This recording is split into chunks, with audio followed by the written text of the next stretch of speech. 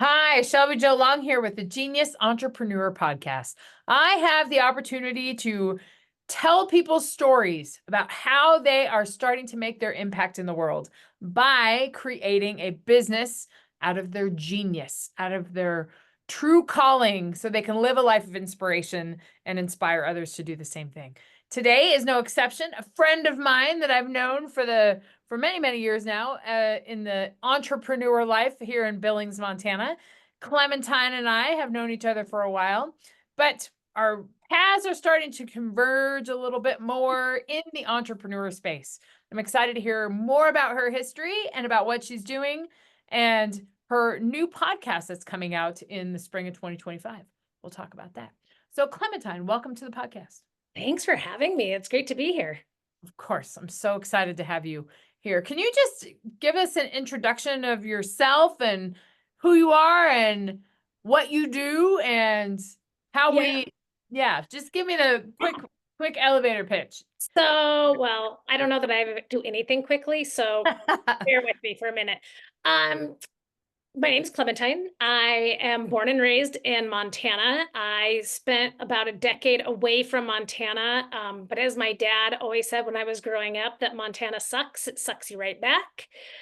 And I'm back in Montana and I kind of have created a life in a space that I just love here in Montana.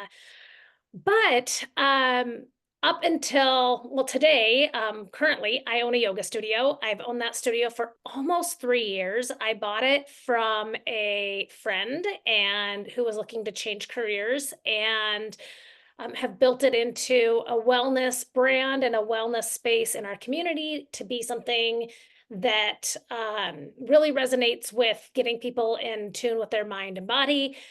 And that's based on some things that happened with me during COVID and my own experience. And then what other way of buying a yoga studio? It's like the most yoga story ever, being like, I had a dream that I owned the studio, so I bought it. But that's what happened. I had a dream 3 times that I owned a yoga studio, this yoga studio, so I bought it. I understand the privilege that is in that statement. So it was not without trials, tribulations, and a lot of dedication on my spouse's part to help me get to this point. But um, before that, what led me up to this space of entrepreneurship and kind of finding my own genius. It's funny that you asked that question because I just had this conversation with my kids in the last, I don't know, 2 weeks. And they were like, Mom, how are you?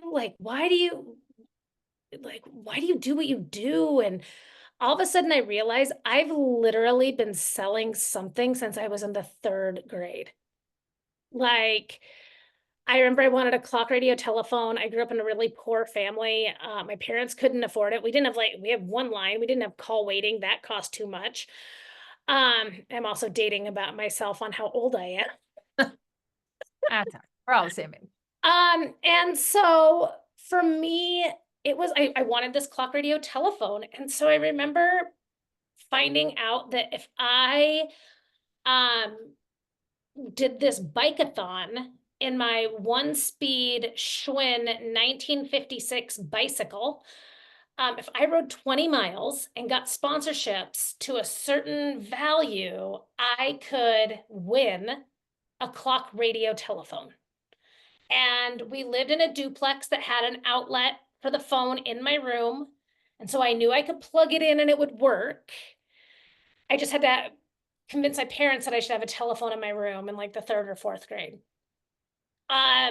Just kind of like the equivalent of our kids trying to convince us that they should have video games in their room in 3rd or 4th grade. But, you know, um, and my mom, not thinking that I would do it, actually said, yeah, if you can get the money to get a clock radio telephone and at that point in time, they were like $75.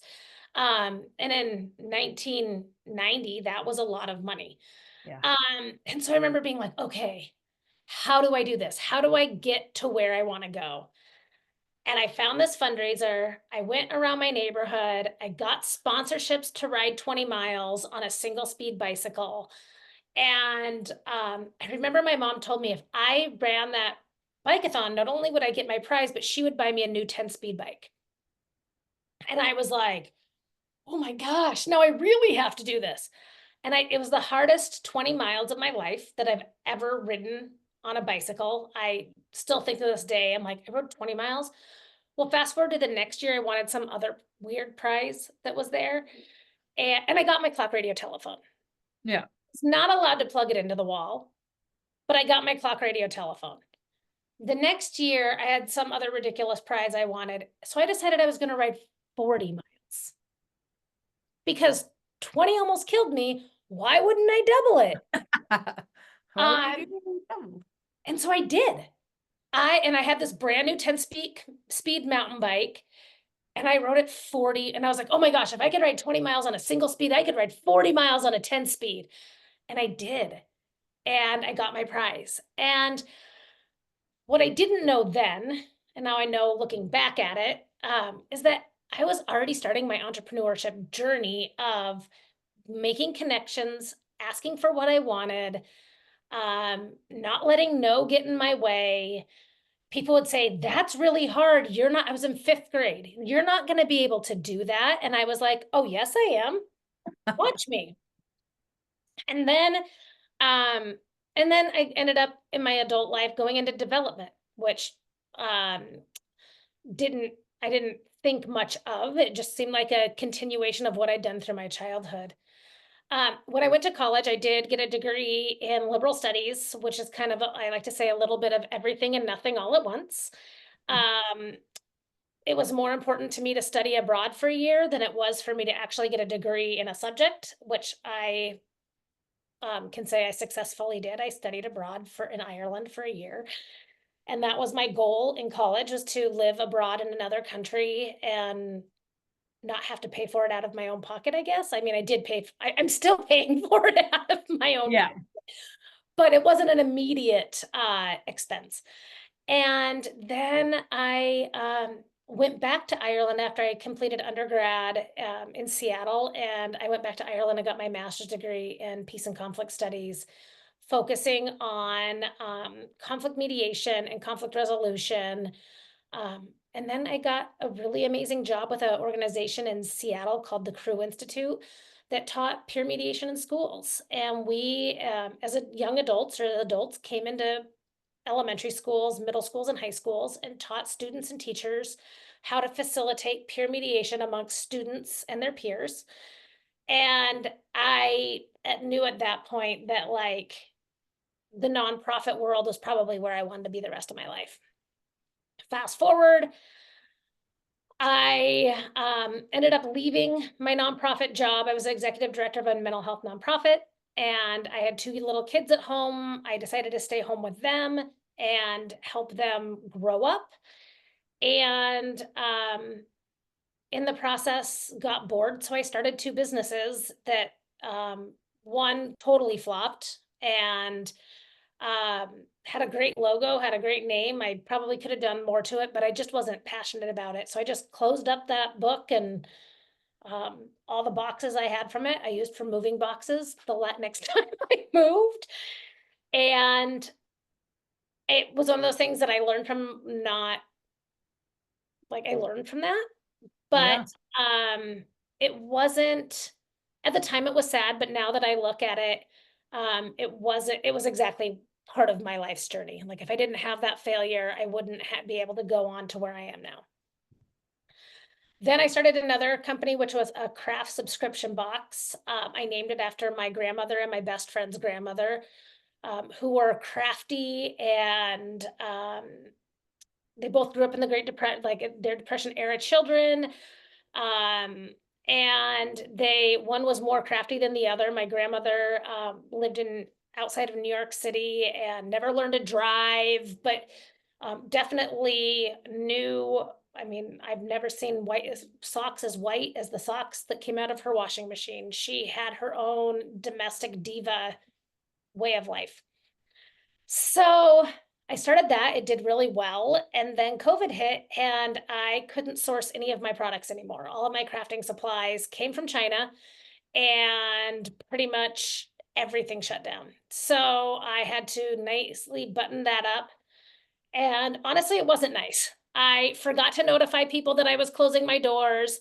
I did a month where they didn't even get a box, and I took their money, and then I had to refund their money, and then they had like all this stuff happened, right? It was just the end of my business was actually really embarrassing because it wasn't how the customer service I wanted to provide. It wasn't anything I wanted to do. So I learned from that. And then I homeschooled my daughter for a year during COVID. I don't ever want to do that again. And it Okay. wasn't like remote school. It was legit. Like I had a curriculum. I followed the curriculum. I taught her at her own house. I was I did AmeriCorps once and was a volunteer teacher with AmeriCorps for a year and an after school coordinator. And I remembered why I didn't go into teaching full time. Sometimes it takes that experience to know that. Yeah, well, and then teaching your own child, it makes it that much more exciting, I guess you could say. Right? For sure. And so I did that. And then this yoga studio opportunity showed up kind of at my door, um and that's where I'm at. 3 years later, I have this yoga studio that's really promoting wellness and well-being in our community. And I don't have any intentions of franchising or making it bigger than outside of what we have here, but it is exactly what we need in this community. And I've never had to advertise for members. I've never had to advertise for teachers. It just kind of is a symbiotic relationship within our community, and it works. Yeah.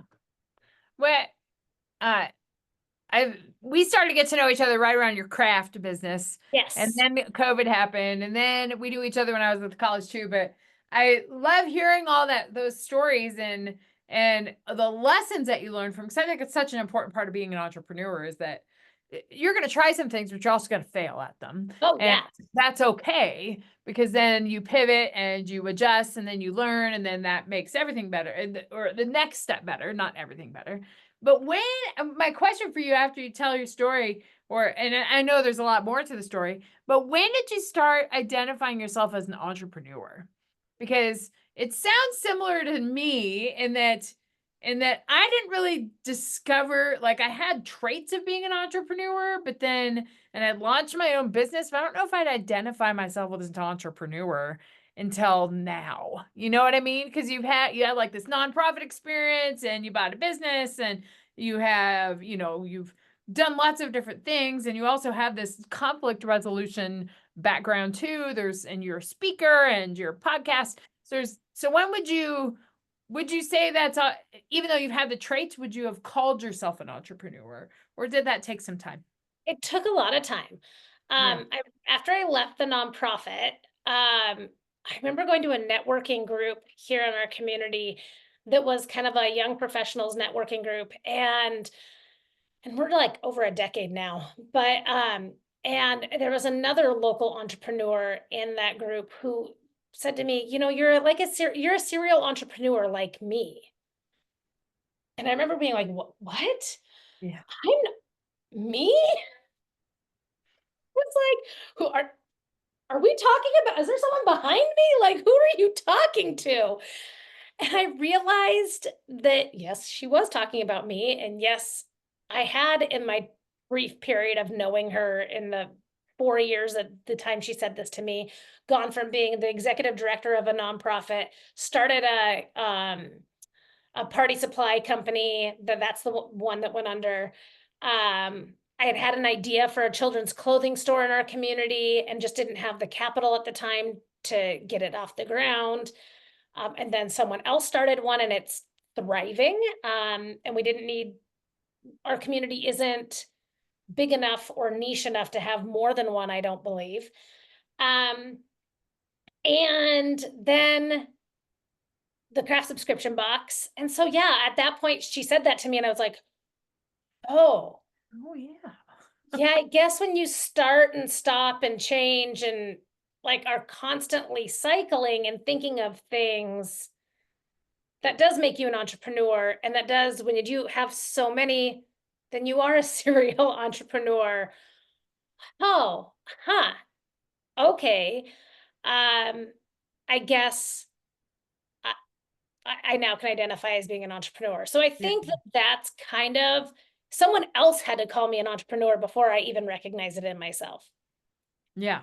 It's it's true because you have eh, that's in my perception too. It's just like you have the qualities, the facing your fear and talking to other people and networking, and you find a solution to a problem and you figure out how to monetize it. And I feel like with all of that you've done, there's kind of this giving back and wellness piece to it with your yoga studio and your craft business. Like I feel like there's this overarching wellness piece to it.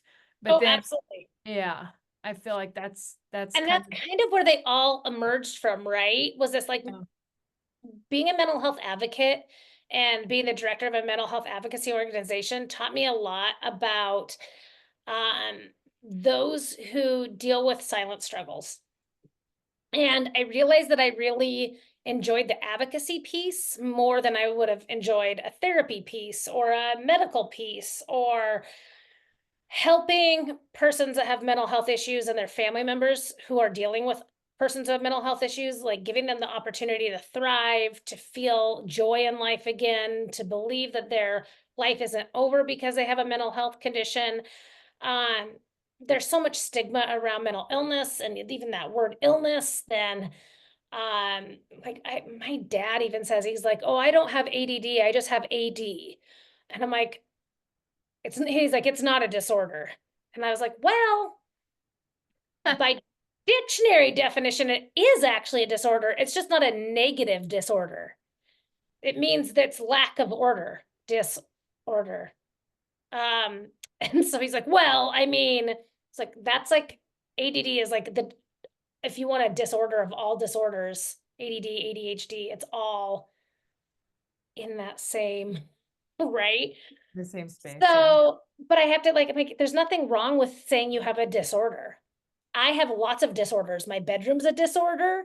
My brain is a disorder. Like, let's be honest. Like, raising my children is a disorder. Like, none of it has rhyme or reason.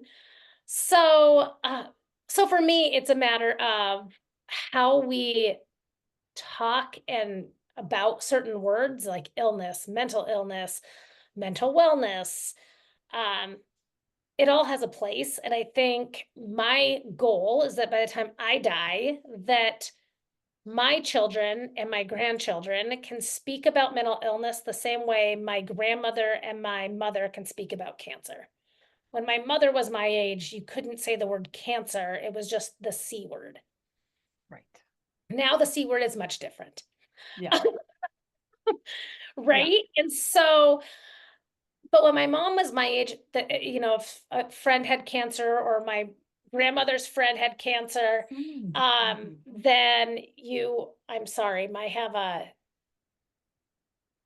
notification on my um Alexa saying someone rang the doorbell. Oh, Um, but so with cancer, if you dealt with that, then we didn't talk about it, right? Like it's kind of that space of we don't talk about Bruno kind of thing. Like, right. um, and if you can't see it, it doesn't exist. And I think that my goal, I just really hope that when my kids get older, especially my granddaughter, when she gets older, that we'll be able to, she'll be able to talk about, oh yeah, my friend has depression and blah, blah, blah. It's just normal, right? Like it's still sad. It's still not easy, but it's not scary or social pariah of a situation. So yeah, so that's kind of, I think, That sounds like I mean, you're getting into your podcast because you're going to launch your podcast. I Sounds am. like that has inspired you to be more vocal about it, be more visible about it. So talk to us about this podcast that you're launching. Yeah, so January I'm going to launch my podcast. It's called Are You Fucking Kidding Me? A thoughtful parenting podcast. And I've had this idea in my head for years. And the thing that I thought it was going to be a book, honestly. I really wasn't planning on it being a book. And I have had a number of people being Like, Clementine, you love to talk. Clementine, your voice is important. Why are you going to write a book that someone else has to read? Why are you not telling your own stories in your own voice? So it got me thinking, and I was like, well, okay, then a podcast it is. So I started kind of thinking about it, but I've always had this idea. My oldest child's 27, my next child's 14, and my youngest is 14. And now I have a 2-year-old granddaughter. And I think the thing of it is that I've watched, and before I had children, I had friends who had children. And so I always watched my friends who I thought were good parents, like, what did they do right? And I watched my friends who I didn't think were great parents and go, what did they do wrong? Right? Like, what do I agree with? What do I not agree with? And I think what I have come away with is this, like, what works for me doesn't work for somebody else, and what works for somebody else doesn't work for me necessarily. And it doesn't mean that someone's doing it right or wrong. But at the end of the day, I had people asking me what I did or what my parents did to raise good humans. And I realized that I had this wealth of information about how to parent in a way that's thoughtful, in a way that kind of melds um, kind of love and logic based parenting with um, other ways of being, like other ways of natural consequences of um, teaching emotional intelligence, of understanding the psychology of the human brain that, infant can't manipulate you. It's just impossible. They literally have no ability in their brain to manipulate a situation. So if they're crying for 3 hours, it's not because they're manipulating you, it's because they literally are trying to communicate. And um, as an adult and as a parent, I have to figure out what that looks like.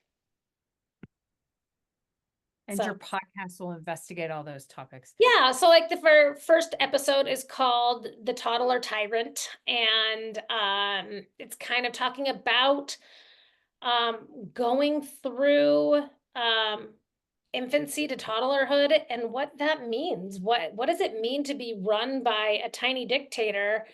And humorously, but also very thoughtfully, how do we not take ourselves so serious? I think, especially as a mom, we could honestly, or I can't speak for you, but I think most moms I've spoke to have had this emotion as well, that we can beat ourselves up over silly things that are even something as simple as the school drop off. And the phrase, "Are you fucking kidding me?" was the first time I ever felt parenting guilt. That was the phrase that came out of my mouth to my middle child when he spilled a gallon of glue on the floor right before we had to leave for daycare.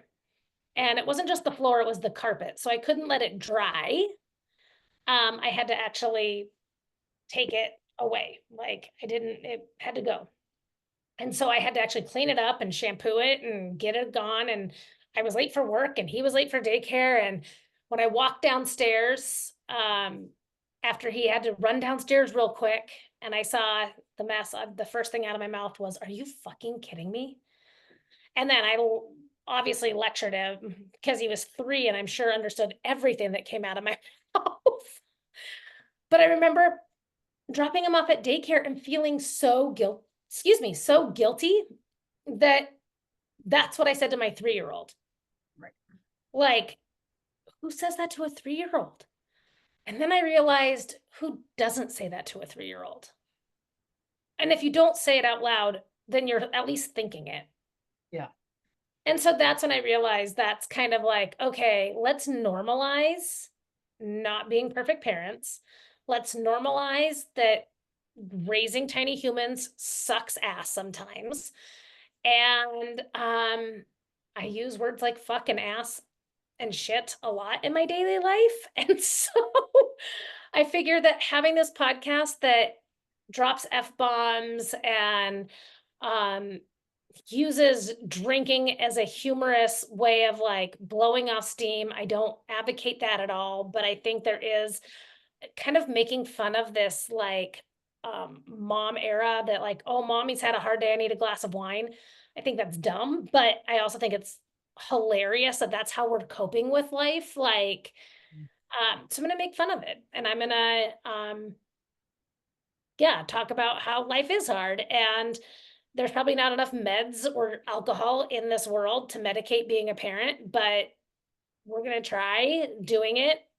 And sometimes we do need medication, and sometimes we do need to have adult time, and all of that's normal. It's funny because everything you're talking about with the parenting, it seems I think their parenting has similar challenges as entrepreneurship, right? There's Oh, yeah. constant adjustment, there's the mentality, there's the fear of like, I've never done this before, it's so many interesting parallels.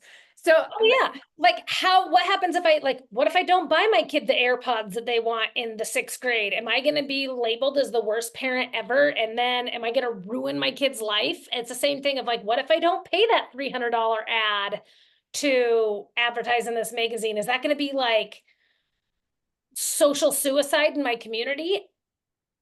I don't know, but I'm going to go with my gut. I'm going to go with what I trust to be right. And hope is not a strategy, but sometimes you have to just hope for the best. It's not a strategy I would ever recommend to budding entrepreneurs, but everybody there isn't a cookie cutter fits all strategy. you got to trust yourself. That was the one question I wanted to ask you because you have a retail, a service business, your wellness business, your yoga studio.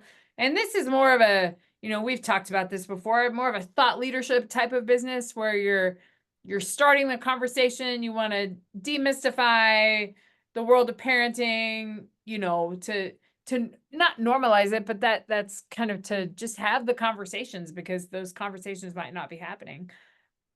But what do you feel are the differences in both of those businesses? Because I don't think you're monetizing your podcast right away, but at some point in time, you'll probably think about monetizing it, whether it's through workshops or a coaching program or books or whatever that is. Like, what do you think is different about the two approaches? Gosh, that's a great question. I honestly, I think that they're both passion projects for me, so it makes it really easy to just really go all in. Um, but I think with the podcast, actually with both of them, I think the big thing is that I know what I've been through and my dark points in my own life. And I know, like with the yoga studio, yoga is what got me out of a dark point in my life. And I know in parenting, knowing that I wasn't alone was what got me out of a dark point in my life. So I think that kind of the same thing was true with yoga, right? You could do it alone. I could do it in my basement, watching a YouTube video or subscribing to a YouTube channel or a Patreon channel or something. But when I go and actually go to a class with a community, then I see that there's a whole crew of people who are like me, who are all different shapes and sizes and ages and abilities. And I realize that it's not as scary as it is in my head. Like I can create false truths super easy. And I think it's the same thing with the podcast and parenting. Like I think it's really easy that we create false narratives of what we believe to be true. Um, I joke and say I just get my kids in therapy now, so I normalize therapy when they're adults. Because I know they're going to need therapy from the things we've gone through as a family. Honestly, I feel like if my kids didn't need therapy, I'd be doing them a disservice because there's probably something else deeper going on, right? Therapy's a tool, not again a stigma. Yeah. Um, and so for me, it's about normalizing the things that haven't been normal before. Therapy, Yeah. using emotional intelligence words. I was just actually, my daughter was, we were decorating the Christmas tree. My daughter said to me, like, I'm feeling frustrated because you guys keep interrupting me. And it was like, oh, okay, talk. Like, and we were interrupting her because she'd been dominating the conversation and we all had things we wanted to say. but she was very articulate and using her feeling words to say, hey, you guys, this isn't okay. And being Right. like, you're right, it's not. And you told us you were frustrated and that it's our fault that you're frustrated because we're not being respectful. And I think as more humans learn to use words like mad, sad, angry, overwhelmed, excited, um, resentful, as we learn those words and use them in our daily vernacular to communicate with our spouses, our children, our parents, our friends, we're going to find that conflict will be easier to deal with because feeling words won't feel so uncomfortable to use. Right. And so I think that that's kind of what both of those are doing, right? One's teaching one to parents, one's teaching one to through yoga. Like in yoga, we always say, like, listen to your body, don't push too far. Like, it's okay if you can balance on one side but not the other, because your body is telling you what it needs and what it wants. Listen to your body. Well, I feel the same way it's true with words. Listen to your body, use the feeling words. Do you feel sore? Do you feel, tight? Do you feel flexible? They're not feeling words in so much as we're talking about emotions, but those are actual physical feelings our body has with yoga too. Yeah. And then it all comes back to your conflict resolution. Yeah, kind of like it's all Full kind of one, circle. right? One big bag of, and who knew that, years ago when I got my master's degree, focusing on conflict resolution, that I'd actually be doing it in this space, in this way, as opposed to, honestly, when I got my degree, I thought I was going to go work for the UN.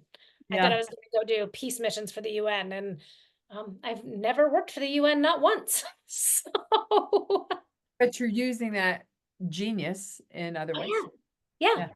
yeah. And it's Yeah, passion. that's I'm it's passionate about it. it's a passion. It's part of who you are and how you process things. And I think that's what I try to inspire in these interviews is like everyone has a genius about them. Mm, It's inside of you. It's how you process things. It's all influenced by your world events your successes and your failures and all of that comes together. We all have that. It just manifests in so many different ways.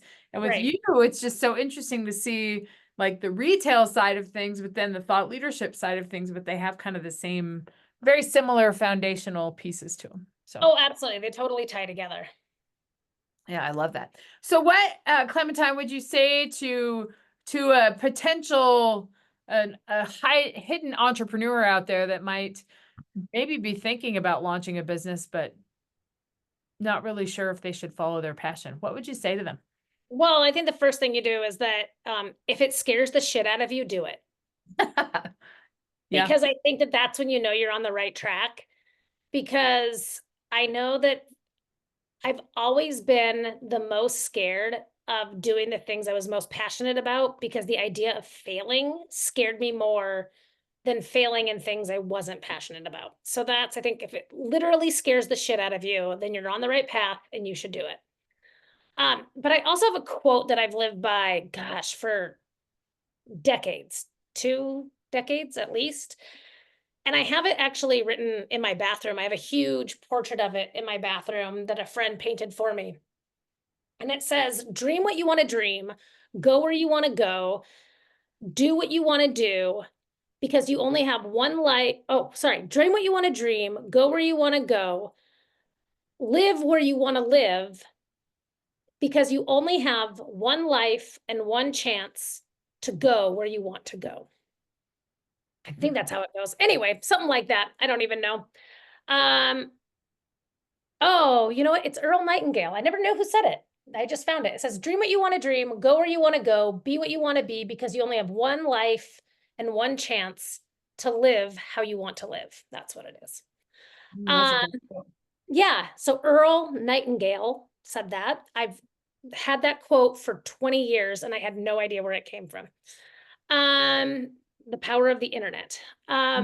But that has been, and I get it all confused because it's all to me the same message. Like, dream what you want to dream. Like we all have dreams for a reason, and they're all there for a reason. And I believe that like dreams get put on our heart for a reason. And goals and all that. And it's like, go where you want to go. I've been to Ireland, I've been to India, I've been to Colombia, I've been all over the world because traveling is really important and to me. And then, I mean, even after I graduated college, I thought I was going to start a nonprofit. I didn't even think I was going to work for one. I thought I was going to start one. And then I went and got my master's degree and was like, now I feel like I'm old and now I have to get a job because I have all this debt from going to school.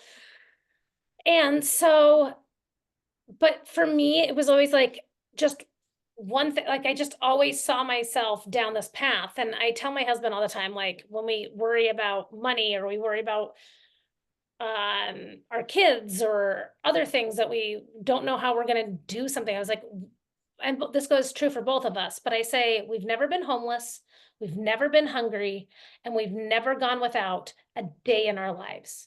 Has our lives been completely privileged? Absolutely not. Have we gone a day without eating? Absolutely. Have we had days where we didn't know how long we'd have a roof over our head? Absolutely. Is that the reality for everyone? Absolutely not. Right. But what I do know is by having my own faith, my own dreams, my own goals, and my own tenacity, that those things have kept the necessities of life, food, shelter, and water. I've had access to all of those things my whole life because those are a non-negotiable for me. And so I've never put myself in a position to be in that space. Not that someone who has put themselves in that position, but I mean, I guess I say for like, there have been times I didn't have a place to live, and I had friends that let me sleep on their couch for a month until I had paid rent. When I moved to Billings, where we live now, I lived in my cousin's basement for 6 months until I could save enough money for first and last month's rent. So I think that there's always an option. Sometimes they're really scary. I think the next one is ask for help. Yeah. That's another big one. I think so often we're so scared to ask for help. And what I've learned is my life got a lot easier when I started accepting help from mentors, from friends, from other business owners, from those around me who genuinely care about me and they wanted to positively impact my life. My life got way easier and my businesses got easier and they thrived and they did better. And so, yeah, those are kind of the things that have always stuck with me, that quote. And if it scares the shit out of you, do it and accept help. Like not even ask for it, accept it. When people say, what can I do to help? You can hand them a mop and say, mop my floor. And if they say, oh, that's not what I meant, then they're really not there to help you. Right. But if someone actually is there to help and they say, what can I do to help? And you hand them a toilet brush and say, I actually need the toilet scrubbed. I haven't had time to do that yet today. They say, okay, those are your people. That's your group. You keep that person close. They want to see you succeed at all cost, even if it means scrubbing the toilet. Well, those are some great lessons for potential entrepreneurs. I think there are a lot of people that are in their job and they don't really see the way that they can do what they want to do. And you can live a life of your passion, but you don't have to do it alone. Ask for help, face your fears, tap into the entrepreneur inside of you. You know what I mean? Find your genius. Find your genius, tap into it. Well, Clementine, thank you so much for being on the podcast today and inspiring others to walk a life of their passion. You truly do. And I really look forward to your podcast. I'll make sure that your contact information is in the show notes so they can follow you and follow your podcast when it comes out in a month. Yeah, it's going to be, it should launch in about 4 weeks. We're already have a few episodes recorded and tapping them up so they can be launched, just ready to go.